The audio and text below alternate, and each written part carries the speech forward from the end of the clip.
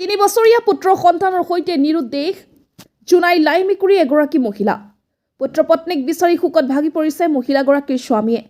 জোনাই লাই মেকুৰী 3 বছৰীয়া পুত্ৰ সন্তানৰ সৈতে এগৰাকী মহিলা নিৰুদ্দেশক লৈ অঞ্চলটোত তীব্ৰ চাঞ্চল্যৰ সৃষ্টি হৈছে। জানিব পৰা মতে মহিলাগৰাকী কিছুদিন পূৰ্বে তাইৰ নিজৰ স্বামী বাইদেউৰ ঘৰ লখিমপুৰলৈ বুলি গৈ কিছুদিন থকাৰ পাছত লাই মেকুৰী স্থিত নিজ গৃহলৈ উভতি অহা বুলি মহিলাগৰাকীয়ে কৰ্মসূত্ৰে বহিৰাজ্যত থকা স্বামীক ফোনযোগে অৱগত কৰায়। কিন্তু তাৰ কিছুদিন পিছত স্বামীয়ে নিজ ঘৰলৈ কৰ্মস্থলীৰ পৰা উভতি অহাৰ পিছতে নিজ পত্নী পুত্ৰক ঘৰত নেদেখি হতাশাত ভাগি পৰে। ইফালে পত্নীৰ লগতে 3 বছৰীয়া পুত্ৰ সন্তানক নেদেখি মহিলাগৰাকী স্বামীয়ে বিভিন্ন ঠাইত বিচাৰি অভিযান চলাই যদিও আজি 3 দিন ধৰি কোনো সংসূত্ৰ পাবলৈ সক্ষম হোৱা নাই। ঘটনাৰ বিৱৰণ অনুসৰি লখিমপুৰৰ পৰা ঘূৰি আহি 2 দিন নিজ ঘৰত থকাৰ পিছতে মহিলাগৰাকী নিৰুদ্দেশ হোৱা বুলি সন্দেহ কৰিছে মহিলাগৰাকীৰ স্বামীয়ে। আনহাতে মহিলাগৰাকীৰ স্বামীক বিচাৰি তেওঁৰ কৰ্মস্থলী অৰুণাচলৰ নামচিঙলৈ যাব পাৰে বুলিও সন্দেহ কৰিছে নিৰুদ্দিষ্ট মহিলাগৰাকীৰ স্বামীয়ে।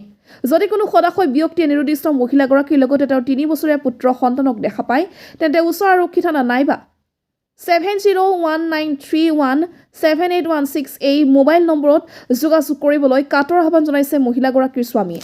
সামলাল তাঁতি মোৰ মানুহজনীৰ নাম মাৰ্কি তাঁতি আৰু মোৰ ল'ৰাটোৰ নাম শংকৰ তাঁতি হয়।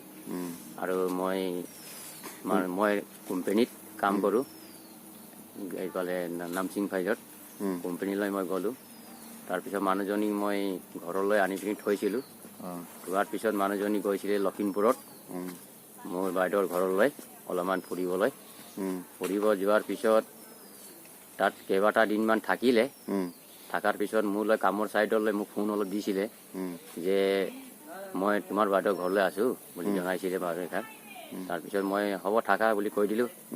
কোৱাৰ পিছত তাৰ পৰা বাইদেউবিলাকক কৈ পিনি মই ঘৰলৈ যাম বুলি কৈ ঘৰত মনত পৰি সি আহিছিলে। অহাৰ পিছত ঘৰলৈ মোৰ নিজৰ ঘৰলৈ আহিলে।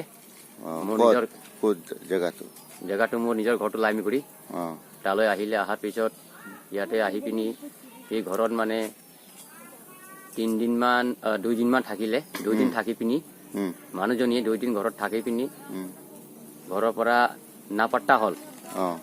তাৰ পৰা মই কাম ছাইডৰ পৰা ছুটি লৈ অহাৰ পিছত মানুহজনীক ঘৰলৈ ল'ৰা পুত্ৰে আছে বুলি মাকে ল'ৰাই আছে বুলি মই মানে লগত এতিয়া আজিৰ পৰা মানে ঘৰত আহিলোঁ বুলি মানুহজনী চাবলৈ আহিলোঁ। ল'ৰাটো ভাল বেয়া চাবলৈ আহোঁতে মানুহজনী নাছিলে।